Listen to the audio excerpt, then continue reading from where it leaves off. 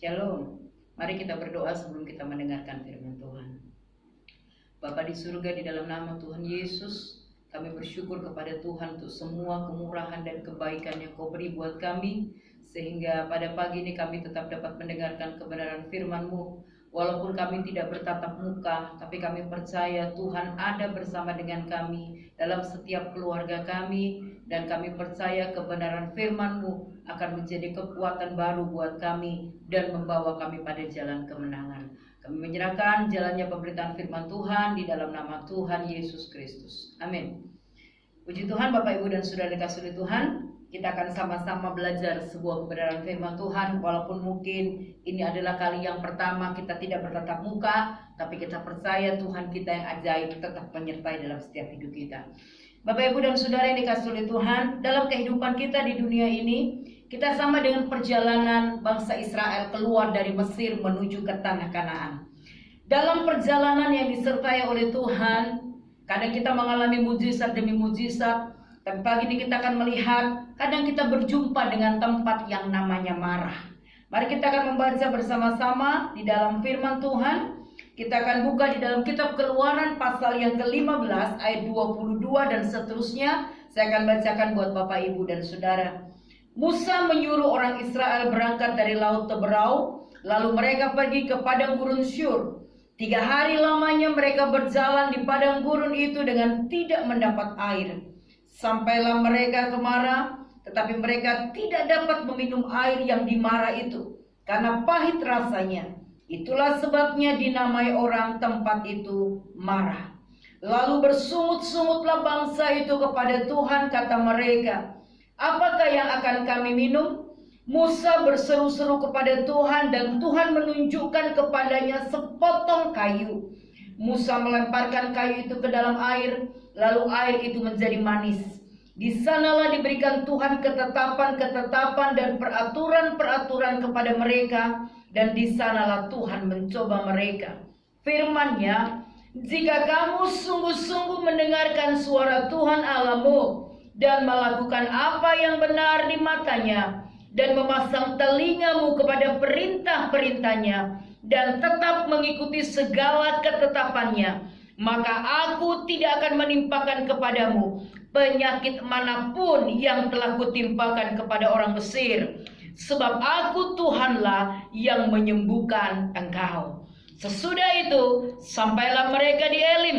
Di sana ada 12 mata air dan 70 pohon korma. Lalu berkemahlah mereka di sana di tepi air itu. Amin.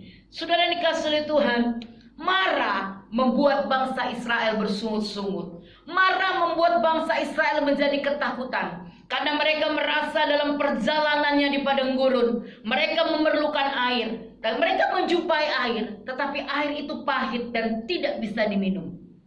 Hari-hari seperti sekarang ini, mungkin kita sama seperti orang yang ada di Mara.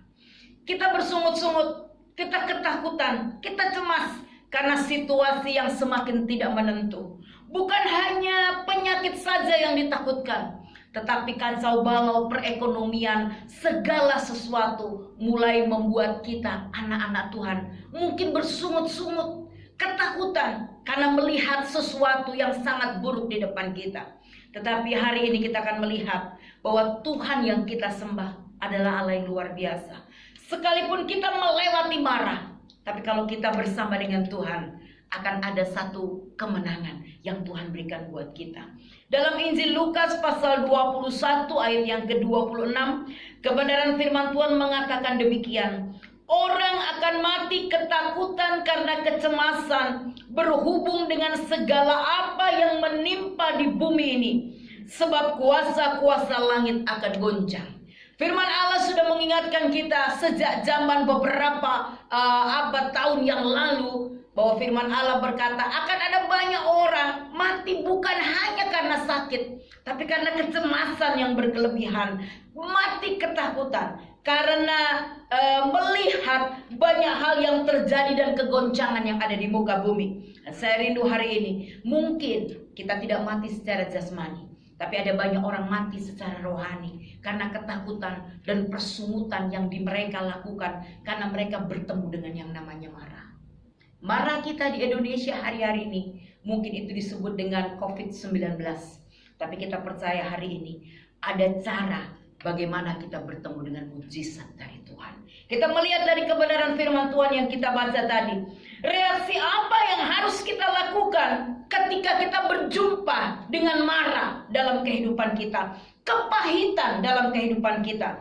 Dalam ayat yang ke-25, firman Allah berkata, maka berseru-serulah Musa kepada Tuhan. Hal pertama yang harus kita lakukan ketika kita bertemu dengan marah adalah kita berseru-seru kepada Tuhan. Tidak ada satu orang pun di muka bumi ini yang antivirus. Kalau kita melihat berita-berita, mau itu dokter, ada pendeta, ada juga tukang ojek, ada anak kecil, semua bisa menimpa kita. Bukan hanya orang miskin, orang kaya, orang berpendidikan, semua tidak ada satupun yang antivirus. Tapi ketika itu harus terjadi di depan kita, ingat, hal yang pertama yang harus kita lakukan, mari kita berseru-seru kepada Tuhan. Ketika kita membaca dalam kitab Mazmur pasal 107, di sana ada banyak hal yang kita dapat baca. Orang sedang mengalami penderitaan, orang sedang mengalami sakit, orang berada dalam kegelapan. Banyak perkara, banyak masalah, tapi satu jalan keluar, berseru-seru kepada Tuhan. Jadi mari Bapak Ibu dan Saudara yang kasih oleh Tuhan hari ini, jangan hanya berseru-seru ketakutan, jangan hanya mengatakan sesuatu yang mengerikan hari-hari ini, tapi mari kita ubah berserunya, berseru karena kita percaya Tuhan sanggup menolong kita. Jangan takut, jangan khawatir, karena Tuhan punya jawaban yang pasti ketika kita berseru-seru kepada Allah. Ingat, berseru-seru kepada Tuhan. Bukan hanya sekedar sekarang saudara hanya menjadi orang Kristen begitu saja. Tapi mari hari ini kita menjadi orang Kristen yang benar-benar memaksimalkan hidup kita di hadapan Allah. Penyembahan yang optimal, melakukan yang terbaik, dan kita mau berseru dengan lebih sungguh-sungguh lagi kepada Allah. Luangkan waktu kita. Apalagi hari-hari ini, bukankah ada banyak waktu kita di rumah? Yang bekerja, saudara ada di rumah. Anak-anak sekolah, engkau ada di rumah. Mari bangun mezbah keluarga. Jadi saya berharap sekalipun banyak sekali hari-hari hampir semua kita tidak bisa beribadah bersama-sama di rumah Tuhan. Tapi mari jadikan mezbah keluarga menjadi sumber di mana kita berseru-seru kepada Allah. Kepala keluarga, para bapak-bapak, suami, ajak istri dan anak-anakmu bersekutu di dalam Tuhan. Berdoa, berseru sampai Tuhan menyatakan jawaban dalam setiap kehidupan kita. Kita lihat yang kedua, apa yang harus kita lakukan ketika kita berjumpa dengan marah? Tetap di dalam ayat yang ke-25 firman Allah berkata, maka Musa, saya membaca ayat yang ke-25, maka dikatakan setelah Musa berseru-seru kepada Tuhan, Tuhan menunjukkan kepadanya sepotong kayu. Musa melemparkan kayu itu ke dalam air. Yang kedua dikatakan setelah Musa berseru, Musa melemparkan kayu itu ke dalam air. Saya tidak mengalegoriskan kayu itu dengan hal-hal yang lain. Tapi satu hal yang kita harus tahu, Musa berseru dan Musa membuat sebuah tindakan yang Tuhan sudah tunjukkan kepada dia. Ada kayu dan dia memasukkan kayu itu ke dalam air. Saudara, selain kita berseru-seru kepada Tuhan, Tuhan mau kita juga melakukan sebuah tindakan di dalam hidup kita. Di dalam kitab Amsal 22 ayat yang ketiga firman Allah berkata demikian. Kalau orang bijak melihat malapetaka, bersembunyilah ia. Tetapi orang yang tak berpengalaman berjalan terus, lalu kena celaka. Dalam terjemahan bahasa Indonesia masa kini saya bacakan demikian. Orang bijaksana menghindar apabila melihat bahaya, orang bodoh berjalan terus lalu tertimpa malapetaka. Tentunya kita adalah orang yang bijaksana, orang yang bijak di dalam Tuhan. Sehingga ketika ada persoalan, ada bahaya di depan kita tidak berjalan terus, kemudian kita yang tertimpa. tapi kita pun juga berhati-hati. Mari hari ini kita melihat bagaimana kita harus menjaga kehidupan kita, menjaga kebersihan diri kita. Tubuh yang Tuhan beri buat kita ini adalah bait Allah. Dan Tuhan berkata, biarlah bait Allah itu tetap kudus. Dan hari-hari ini benar Tuhan mengajarkan kita untuk menjaga kebersihan, bukan? Kita diajar lagi bagaimana mencuci tangan. Kita diajar bagaimana menjaga kebersihan di dalam rumah. Nah, mari kita belajar melakukan sebuah tindakan yang tepat. Bukan hanya sekedar berseru saja, tapi kita sembrono dalam hidup. Tapi hari ini kita berseru-seru kepada Tuhan dan kita bertindak dengan bijaksana. Apa yang bisa kita lakukan, mari kita lakukan. Supaya ketika marah terjadi dalam kehidupan kita, kita tidak mati di tengah-tengah marah. Tapi kita melihat mujizat yang Allah kerjakan dalam setiap kehidupan kita. Dan yang ketiga, kita melihat di dalam ayat yang berikutnya. Di dalam Keluaran tadi, ayat yang ke-26. Firman-Nya, jika kamu sungguh-sungguh mendengarkan suara Tuhan Allahmu dan melakukan apa yang benar di matanya dan memasang telingamu kepada perintah-perintahnya dan tetap mengikuti segala ketetapannya, maka aku tidak akan menimpakan kepadamu penyakit manapun yang telah kutimpakan kepada orang Mesir, sebab aku Tuhanlah yang menyembuhkan engkau. Hal yang ketiga dan yang terakhir yang harus kita lakukan ketika kita berjumpa dengan mara adalah mendengarkan dan percaya serta melakukan ketetapan Tuhan.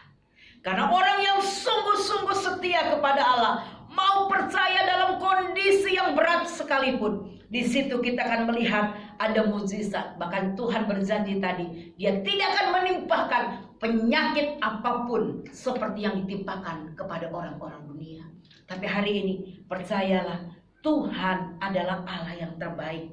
Isi hati dan pikiran kita dengan hal baik yang Tuhan janjikan dalam hidup kita. Bukan hanya sekedar ketakutan, kengerian, sehingga menimbulkan persungutan dalam hidup kita.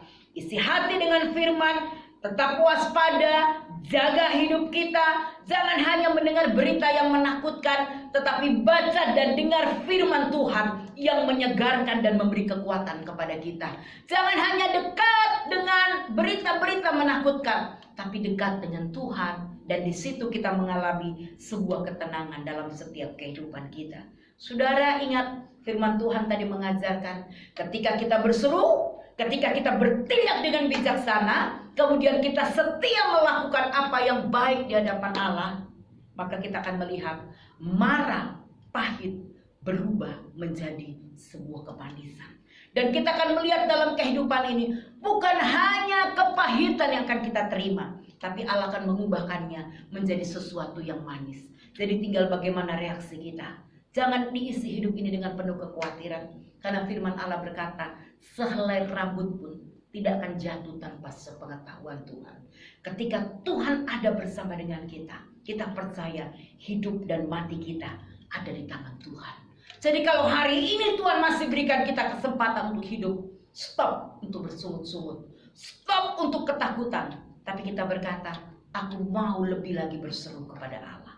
Aku mau lebih lagi lakukan firman Tuhan dengan benar. Dan aku bertindak dengan bijaksana dalam hidup ini. Jangan pernah sembrono. Tapi kita percaya Tuhan akan menyertai dalam setiap kehidupan kita.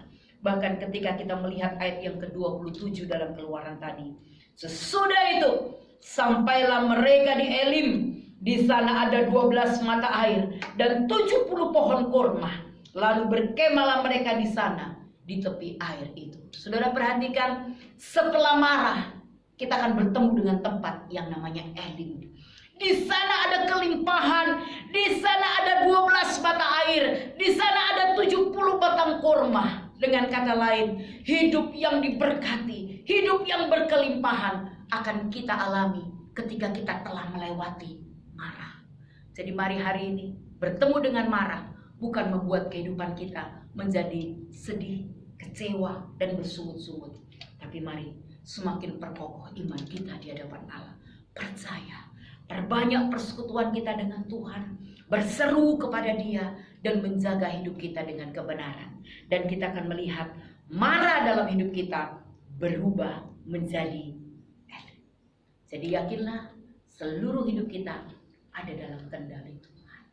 Jadi saya percaya sidang jemaat yang dikasih oleh Tuhan hari ini, kita mau bersungguh-sungguh, kita mau berseru kepada Allah sampai semua berlalu dengan baik dan kita akan bertemu dengan elit, bukan hanya dimarah saja. Amin. Firman Tuhan, Tuhan memberkati. Kita akan berdoa.